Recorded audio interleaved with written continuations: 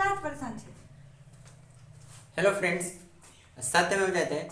आइए हम कुछ टॉपिक्स पे बात करेंगे जहाँ से हर बार एग्जाम में क्वेश्चन पूछा जाता है और ये जो है ना बोर्ड का फेवरेट क्वेश्चन है। ठीक है, तो आइए समझते हैं। तो अपना जो टॉपिक है वो है अवायवीय एवं वायवीय श्वसन में अंतर। आपसे पूछता है एग्जाम में, तो आइए इसे हम अच्छे तरीके से समझने का प्रयास करते हैं। तो आइए समझते हैं। कहता है वायवीय श्वसन ऑक्सीजन की उपस्थिति में होता है। किसके उपस्थिति में होता है दोस्तों? तो ऑक्सीजन की उपस्थिति में। ठीक है, जबकि अवायवीय श्वसन इसकी अनुपस्थिति में होता है। मतलब जब भी वायवीय श्वसन होगा ना तो उसमें क्या होगा? ऑक्सीजन उपस्थित रहेगा। वायवीय श्वसन में ऑक्सीजन उपस्थित रहता है, जबकि अवायवीय श्वसन में ऑक्सीजन उपस्थित नहीं होता है। ऑक्सीजन नहीं होता है अवायवीय श्वसन में। अब बात करते हैं वायवीय श्वसन का प्रथम चरण कोशिका द्रव्य में। वायवीय श्वसन का प्रथम चरण कोशिका द्रव्य में तथा द्वितीय चरण माइटोकॉन्ड्रिया में होता है, में पूरा होता है।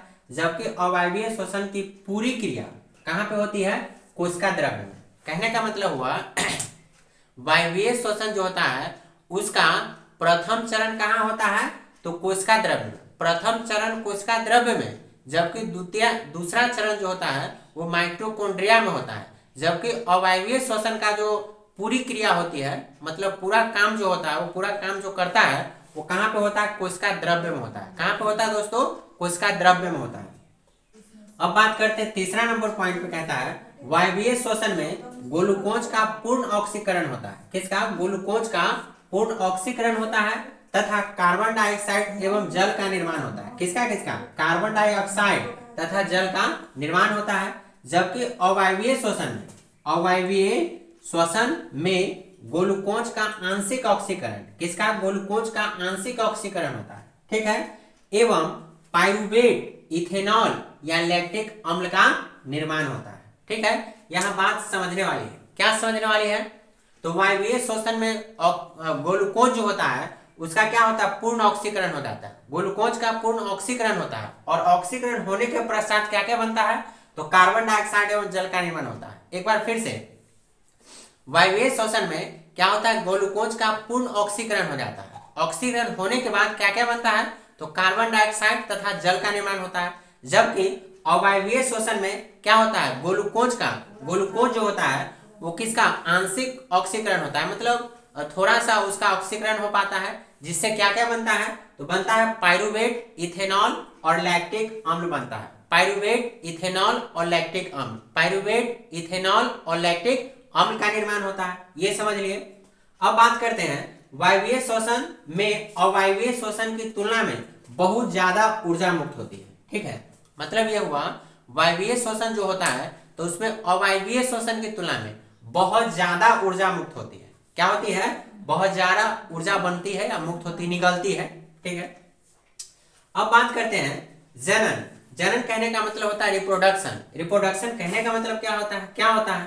तो हम बोलेंगे जीव जिस प्रक्रम द्वारा, क्या होता है? जैसे कोई जीव है ना, वो जिस प्रक्रम द्वारा अपनी संख्या में वृद्धि करते हैं उसे ही क्या कहते हैं? जनन कहते हैं। मतलब कोई भी ऑर्गेनिज्म है, कोई भी जीव है जो अपनी संख्या में लगातार वृद्धि करती है। ठीक है, और अपने वृद्धि को कायम रखती है या अपनी संतति को कायम रखते हैं। ठीक है, उसी को हम क्या कहते हैं? जनन कहते हैं।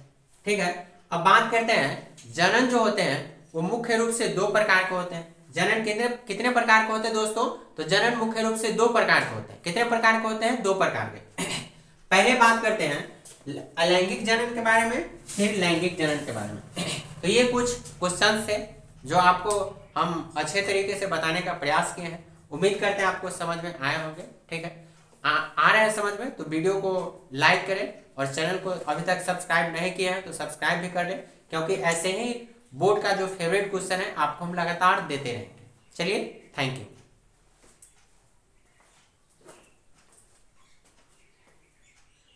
क्लास परेशान छे। हेलो फ्रेंड्स, सत्य में जाते हैं। आइए हम कुछ टॉपिक्स पे बात करेंगे जहाँ से हर बार एग्जाम में क्वेश्चन पूछा जाता है और ये जो है ना बोर्ड का फेवरेट क्वेश्चन है। ठीक है, तो आइए समझते हैं। तो अपना जो टॉपिक है वो है अवायवीय एवं वायवीय श्वसन में अंतर। आपसे पूछता है एग्जाम में, तो आइए इसे हम अच्छे तरीके से समझने का प्रयास करते हैं। तो आइए समझते हैं। कहता है वायवीय श्वसन ऑक्सीजन की उपस्थिति में होता है। किसके उपस्थिति में होता है दोस्तों? तो ऑक्सीजन की उपस्थिति में, ठीक है। जबकि अवायवीय शोषण इसकी अनुपस्थिति में होता है। मतलब जब भी वायवीय शोषण होगा ना तो उसमें क्या होगा? ऑक्सीजन उपस्थित रहेगा। वायवीय शोषण में ऑक्सीजन उपस्थित रहता है, जबकि अवायवीय शोषण में ऑक्सीजन उपस्थित नहीं होता है, ऑक्सीजन नहीं होता है अवायवीय शोषण में। अब बात करते हैं वायवीय शोषण का प्रथम चरण कोशिका द्रव्य में। वायवीय शोषण का प्रथम चरण कोशिका द्रव्य में तथा द्वितीय चरण माइटोकॉन्ड्रिया में होता है, में पूरा होता है। जबकि अवायवीय शोषण की पूरी क्रिया कहाँ पे होती है? कोशिका द्रव्य में। कहने का मतलब हुआ वायवीय शोषण जो होता है उसका प्रथम चरण कहाँ होता है? तो कोशिका द्रव्य में। प्रथम चरण कोशिका द्रव्य में, जबकि दूसरा चरण जो होता है वो माइटोकॉन्ड्रिया में होता है। जबकि अवायवीय शोषण का जो पूरी क्रिया होती है, मतलब पूरा काम जो होता है, वो पूरा काम जो करता है वो कहाँ पे होता है? कोशिका द्रव्य में होता है। कहाँ पे होता है दोस्तों? कोशिका द्रव्य में होता है। अब बात करते हैं तीसरा नंबर पॉइंट पे, कहता है वायवीय शोषण में ग्लूकोज का पूर्ण ऑक्सीकरण होता है। किसका? ग्लूकोज का पूर्ण ऑक्सीकरण होता है तथा कार्बन डाइऑक्साइड एवं जल का निर्माण होता है। किसका किसका? कार्बन डाइऑक्साइड तथा जल का निर्माण होता है। जबकि अवायवीय शोषण में ग्लूकोज का आंशिक ऑक्सीकरण, किसका? ग्लूकोज का आंशिक ऑक्सीकरण होता है, ठीक है। एवं पाइरूवेट, इथेनॉल या लैक्टिक अम्ल का निर्माण होता है, ठीक है। यहाँ बात समझने वाली है। क्या समझने वाली है? तो वायवीय शोषण में ग्लूकोज जो होता है उसका क्या होता है? पूर्ण ऑक्सीकरण हो जाता है। ग्लूकोज का पूर्ण ऑक्सीकरण होता है और ऑक्सीकरण होने के पश्चात क्या क्या बनता है? तो कार्बन डाइऑक्साइड एवं जल का निर्माण होता है। एक बार फिर से, वायवीय शोषण में क्या होता है? ग्लूकोज का पूर्ण ऑक्सीकरण हो जाता है। ऑक्सीकरण होने के बाद क्या क्या बनता है? तो कार्बन डाइऑक्साइड तथा जल का निर्माण होता है। जबकि अवायवीय शोषण में क्या होता है? ग्लूकोज जो होता है वो किसका? आंशिक ऑक्सीकरण होता है। मतलब थोड़ा सा उसका ऑक्सीकरण हो पाता है, जिससे क्या क्या बनता है? तो बनता है पाइरूवेट, इथेनॉल और लैक्टिक अम्ल बनता है। पाइरूवेट, इथेनॉल और लैक्टिक अम्ल, पाइरूवेट, इथेनॉल और लैक्टिक अम्ल का निर्माण होता है। ये समझ लिए। अब बात करते हैं वायवीय शोषण में अवायवीय शोषण की तुलना में बहुत ज्यादा ऊर्जा मुक्त होती है, ठीक है।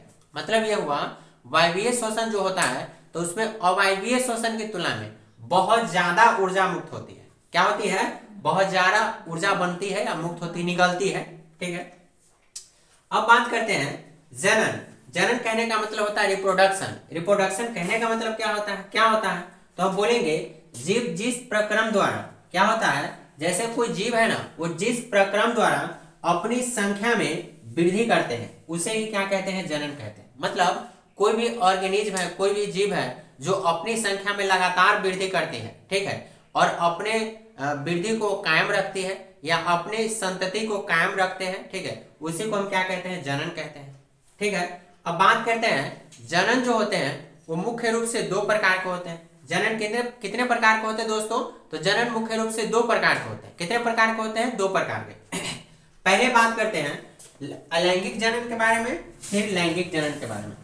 तो ये कुछ क्वेश्चन थे जो आपको हम अच्छे तरीके से बताने का प्रयास किए हैं। उम्मीद करते हैं आपको समझ में आए होंगे, ठीक है। आ रहे हैं समझ में तो वीडियो को लाइक करें और चैनल को अभी तक सब्सक्राइब नहीं किया है तो सब्सक्राइब भी कर लें, क्योंकि ऐसे ही बोर्ड का जो फेवरेट क्वेश्चन है आपको हम लगातार देते रहेंगे। चलिए, थैंक यू।